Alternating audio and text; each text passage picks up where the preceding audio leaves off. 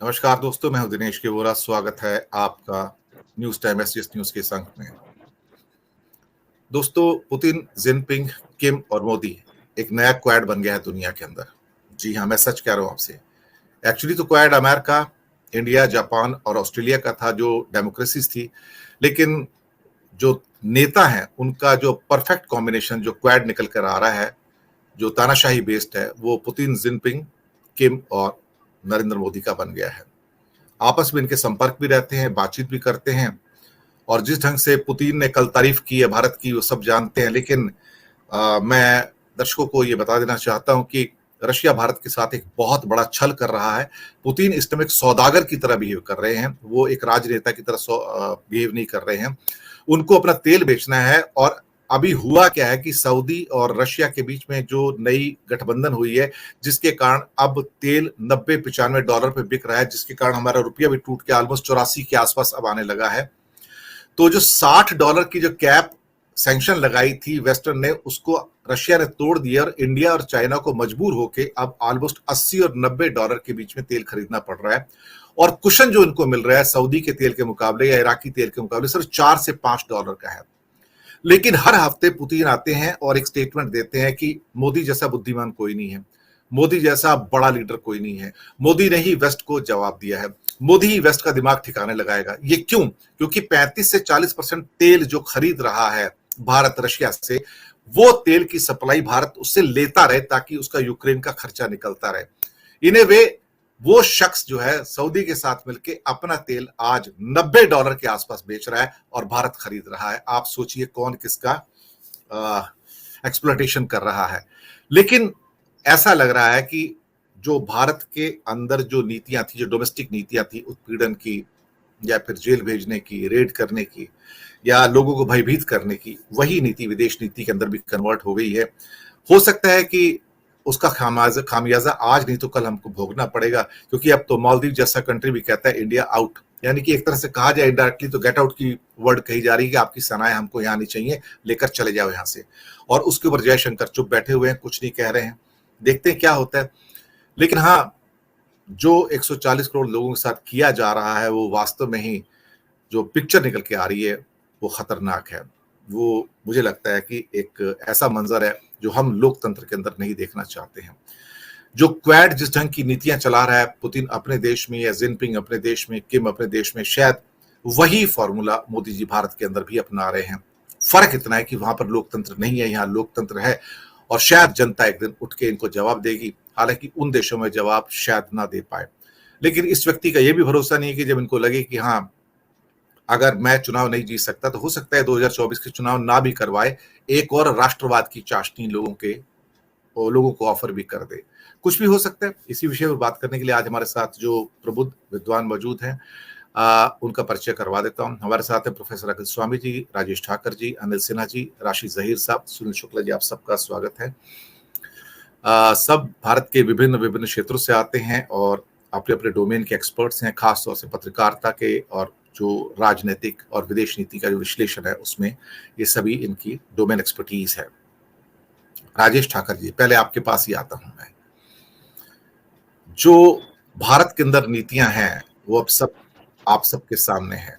जिस ढंग से रेड पे रेड, जेल पे जेल, यूएपीए का जो सारे के सारे इल्जामात लगाए जा रहे हैं और हर चीज के ऊपर लोगों को उठाकर जेल में डाल दिया जाता है। और आने वाले दिनों में ऐसा लगता है कि शायद एक लंबी लिस्ट होगी नेताओं की जो जेल के अंदर बैठे आपको नजर आएंगे। और शायद भारत के इतिहास में वो 1977 फिर से दोहराया जाएगा, जहां पर जेल से लोग इलेक्शन लड़े थे और यहां भी जेल से लोग इलेक्शन लड़ेंगे। हाँ, जेल से लड़के हारेंगे नहीं, ये तो पक्की बात है। और ये भी एक भय है मोदी को। मोदी लेकिन चूंकि दुनिया के सामने कह चुका कि मैं मदर ऑफ डेमोक्रेसी हूं, शायद इसलिए इलेक्शन ना टाल पाए। लेकिन वही उसका शायद आखिरी हथियार भी होगा और आखिरी टैक्टिक्स भी होगी।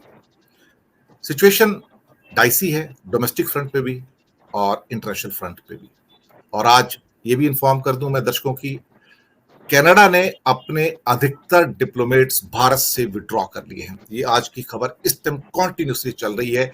And they have been shifted to Ottawa, Kuala Lumpur and Singapore.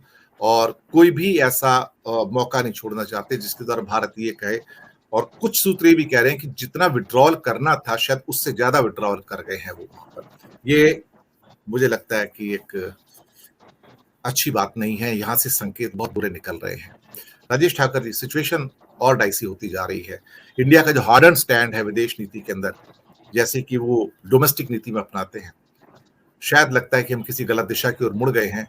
और अब चूंकि मोदी जी के राज में यू टर्न नाम की कोई चीज नहीं है, हमें शायद भुगतना पड़ेगा या आने वाली पीढ़ियों को भी भुगतना पड़ेगा। राजेश ठाकर जी। देखिए, व्यक्ति जैसा घर में बिहेव करता है वैसा ही बिहेव घर के बाहर करता है। उसकी जिस प्रकार की प्रकृति होती है, वो शासन की प्रकृति हो या फिर उनका जो स्वभाव है, वो सारी जगह पर दिखता है। लेकिन मोदी जी ये नहीं समझ पा रहे हैं कि डोमेस्टिक पॉलिटिक्स एक जुड़ी अलग चीज है, और जो है कि विदेश नीति है या कूटनीति जिसे हम बोलते हैं, जो डिप्लोमेसी बोलते हैं, वो एक अलग चीज है। आए थे तब सिर्फ पाकिस्तान को लाल आंख दिखाने के लिए आए थे, लेकिन अब धीरे धीरे उनकी जो विदेश नीति रंग ला रही है, उसमें चाइना जो है वो भी एक समस्या बन के खड़ा है। हमारे जो मित्र देश थे, नेपाल हो, भूटान हो, बांग्लादेश हो, श्रीलंका हो, वो भी जो है एक छोटे छोटे देश होने के बावजूद भी, और मित्र देश हमारे होने के बावजूद भी, जिस प्रकार का व्यवहार उनसे हमारा और उनका हमसे हो चुका है, वो स्पष्ट है। अब जो है रसिया जो हमारा मित्र था, उसको छोड़कर अमेरिका की तरफ दौड़े। अमेरिका जो है उसने हर बार जो है हमारे कंधे पे हाथ रखा, मोदी जी को अपना बहुत प्यारा दोस्त बताया, और उसके बाद में पाकिस्तान को जिस प्रकार से आर्थिक सहाय जो है वो करना चालू रखा, जिस प्रकार से उसने जो है आज कनाडा के साथ भी एक तरफ दिख रहे हैं वो भारत के साथ, दूसरी तरफ जो है वो कह रहे हैं कि हम कनाडा जो कर रहा है वो ठीक कर रहा है, उसकी इंक्वायरी में इंडिया को जो है सहयोग करना चाहिए। तो सारी परिदृश्य में हम देखें तो विदेश नीति के अंदर बहुत कंफ्यूज लग रहे हैं नरेंद्र मोदी, और वो यही कर रहे हैं कि एक स्टेप उनका गलत हो जा रहा है, फिर डोमेस्टिक पॉलिटिक्स में जिस प्रकार से नरेंद्र मोदी की वाहवाही हो जाती है, उसी प्रकार से ये अब जो कनाडा का मामला है, वहां से जो व्हाट्सएप आ रहे हैं या वहां से जो सोशल मीडिया चला रहे हैं, उसमें ट्रूडो परेशान हो चुका है नरेंद्र मोदी की इस चाल से, जो है अब कनाडा झुकने वाला है। इस प्रकार की जो बातें हैं वो बातें चल रही है। तो ये लोग ये समझते हैं कि सोशल मीडिया पर पूरी जंग जो है वो पाकिस्तान के खिलाफ हो, वो चाइना के खिलाफ हो या कनाडा के खिलाफ हो, सोशल मीडिया में जो है जंग लड़ेंगे, और उसी आधार पर एक परसेप्शन जैसे देश में खड़ा हुआ है, ऐसा ही विश्व में खड़ा हो जाएगा। लेकिन ये समझ नहीं रहे हैं कि विदेश नीति जो है वो बिल्कुल बारीक चीज है। उसमें किस प्रकार से आप व्यवहार करते हैं, अगर किसी दुश्मन के खिलाफ आप कोई डिप्लोमेसी कर रहे हैं, उसके खिलाफ घेराबंदी भी कर रहे हैं, तो ऊपरी तौर पर वो स्पष्ट नहीं होता। नीचे के स्तर पर जो है जिस प्रकार की जो नीतियां बनाई जाती है, दूसरे जो देश है उसकी मदद ली जाती है, लेकिन बाहरी तौर पर ऐसा लगता है कि नहीं, भारत जो है वो सारे देशों के साथ एक साथ मिलकर जो काम करने की कोशिश में है। दूसरा एक भ्रम ये वो पाले हुए हैं कि हम दुनिया का सबसे बड़ा कंज्यूमर मार्केट है, हमारा जो व्यापार है उस व्यापार की सारे देशों को जरूरत है, तो कोई भी जो है हमसे रिश्ता तोड़ने से पहले 10 बार सोचेंगे। एक ये भ्रम पाले हुए ये लोग हैं। दूसरी एक भ्रम उनको ये भी है कि अमेरिका हो या कनाडा हो, इसके अंदर गुजरातियों की और खास करके इंडियंस की इतनी बड़ी तादाद हो गई है कि वहाँ के पॉलिटिक्स के अंदर जो है वो भी हमारा धीरे धीरे प्रभाव बढ़ता जा रहा है। किसी को भी सत्ता में आना है या नहीं आना है, तो उसमें जो है वो नरेंद्र मोदी का सहयोग जो है उनको लेना पड़ेगा। वो आप ऋषि सुनक वहां पर बनते हैं तो भी जो क्रेडिट है वो नरेंद्र मोदी को दी जाती है। वहां पर ट्रंप को जो है जिताने का जो है जिम्मा है वो भी यहाँ पर नरेंद्र मोदी ले लेते हैं। कनाडा के अंदर भी ये कहा जा रहा है कि जो ये ट्रूडो है उसकी सरकार जो है वो गिरने वाली थी, और इसीलिए जो है मोदी जी ने जिस प्रकार का मास्टर स्ट्रोक मारा था उससे वो परेशान है, तो वो अपनी सत्ता बचाने के लिए ये सब कर रहा है। ये जो है स्थिति सोशल मीडिया के जरिए वो लोग यहाँ पर खड़ी कर रहे हैं। कनाडा से जो हमारे यहाँ के गुजरात के लोग गए हुए हैं, वो जो सोशल मीडिया में मैसेज यहाँ पर भेज रहे हैं। आज भी मुझे 3-4 ग्रुप से वो मैसेज आए, 2 ग्रुप से तो मैं उनको वहाँ से मैंने रिमूव कर लिया। लेकिन वो जो मैसेज करने वाले लोग हैं, वो ये नहीं समझ रहे हैं कि ये कनाडा और ट्रूडो और नरेंद्र मोदी की लड़ाई के बीच में अगर वहाँ पर आप हिंदू और सिख का जो है, वो एक लड़ाई शुरू कर दी, तो स्थिति क्या बन जाएगी। लेकिन जिस प्रकार से ये लोग इसको मैनेज कर रहे हैं, तो मैं समझता हूँ कि बहुत ही बुरी स्थिति है।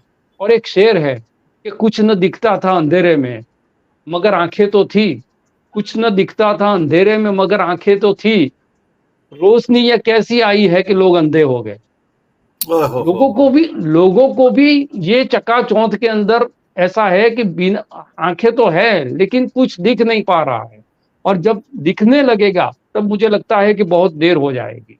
तो बिल्कुल ये गंभीर नीति होनी चाहिए जिस पर पूर्व की सरकार है, उसने भी जो है डिप्लोमेसी में अपने विदेश नीति में विपक्ष में रहे हुए लोगों का भी साथ लिया है, इंडस्ट्रियलिस्ट का भी साथ लिया है। लेकिन ये जो 2 या 3 लोग पूरी विदेश नीति अपने हाथ में लिए बैठे हैं और विश्व गुरु बनने के एक ख्वाब के अंदर जिस प्रकार से वो काम कर रहे हैं, जैसे आपने बताया कि देश के अंदर जिस प्रकार से ईडी, आईटी और ये सीबीआई के ज़रिए राजनीतिक चमकाने की कोशिश कर रहे हैं, ऐसा ही अगर जो छोटा नज़रिया लेकर ये सारी चीज़ों को ये लोग करते जाएँगे, तो मुझे लगता है कि हम हमारे दुश्मन ज़्यादा पैदा कर रहे हैं और दुश्मन जी, दुश्मन का दुश्मन दोस्त होता है।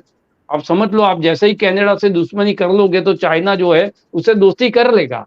तो आपके जितने दुश्मन आप पैदा करोगे, वो सारे दुश्मन जो है, वो एक होते जाएँगे और आपको चारों तरफ से घेरते जाएँगे।